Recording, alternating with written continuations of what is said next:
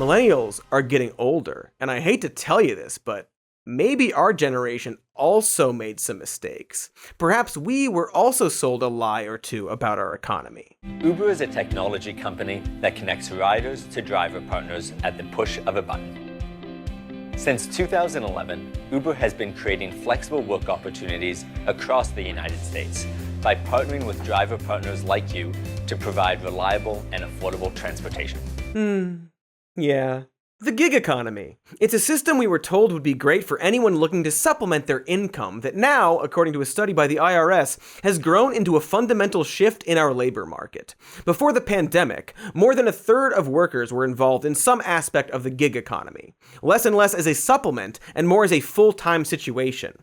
The amount of independent contractors in this country is growing, and the majority of them are millennials, because of course, we were all about that hustle culture, disrupting industries and such. And it's hilarious to think that this shift benefited the generations after us in any way. The gig economy took advantage of a time where Americans couldn't find good jobs and offered a supplemental source of income that would ultimately destroy even more jobs in this compounding cycle. Limo and taxi drivers, delivery people, truck drivers, grocers, they would all see their secure jobs be eliminated and replaced by an app version that didn't have to pay benefits or have big overhead costs. In a desperate moment, we sold off our rights as workers for a quick fix, and as these companies got richer, they actively fought to make sure none of that money would trickle down to their workers. Weird how money doesn't trickle down ever. This destroyed what little we have left of the middle class. The CEO of Uber became a billionaire, while the employees, not so much. Other disruptors like HelloFresh are paying thousands of dollars a day to ensure that their workers don't unionize. We used to do ads for them. Yes, that's promo code SOMENEWS/HelloFresh/treat your workers better.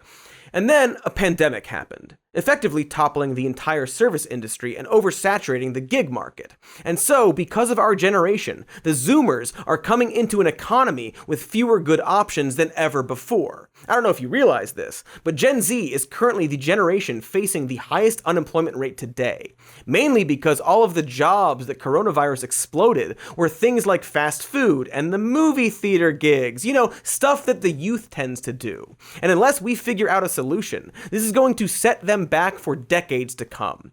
Their only option now is to overwork themselves across multiple gig apps that millennials got duped into working for. And if you're a millennial watching this and saying right now, hey, wait a minute, it's not my fault, well, that's exactly the point I'm making. And I'm not even really knocking the gig economy as a concept. It's a natural progression of society the same way globalization is. But much like globalization, the problem is that we need to think about legislation that would offset the downfalls of this shift.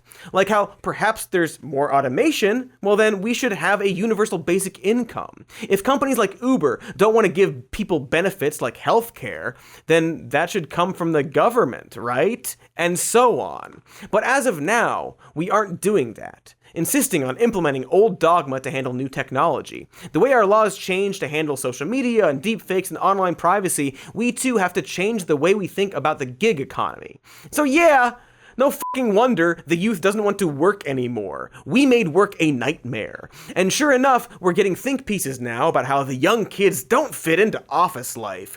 Fear that they are going to endanger the gig economy. How Gen Z seems to be prioritizing weird and bizarre concepts like not working unpaid overtime or making sure their morals align with the people they work for. How nuts is that? Gee, I wonder if the media is going to frame that in a way that pits generations against each other. Hey, perhaps Zoomers are more concerned with enjoying life rather than trying to work 40 hours a week. Maybe it's because they've seen generations of people whose lives weren't improved by work. Maybe they see all this technology and automation we have and wonder why people still need to work to live or merely survive. Maybe they were raised with the knowledge that by the time they're middle-aged, the world will be falling apart around them. Oh, that's right. We haven't really talked about climate change yet, have we? Too bad, monkey. F*** you.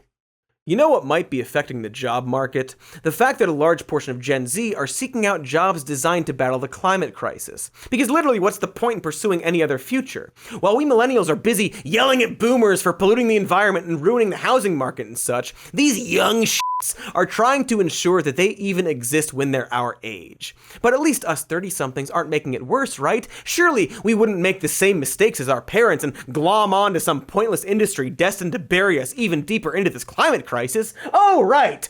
Holy Christ! You think it's the young people doing all that NFT stuff? It's not. I get it, we're all fucking poor, but much like the gig economy, we seem to have a real problem with finding these financial solutions designed to screw over the next generation instead of working toward broad changes in our society. And so maybe we need to own up to that and do it, because these are problems affecting everyone at every age. And so I don't know, perhaps news stories about the generation wars and so on aren't really helpful for the long-term existential goals we need to hit.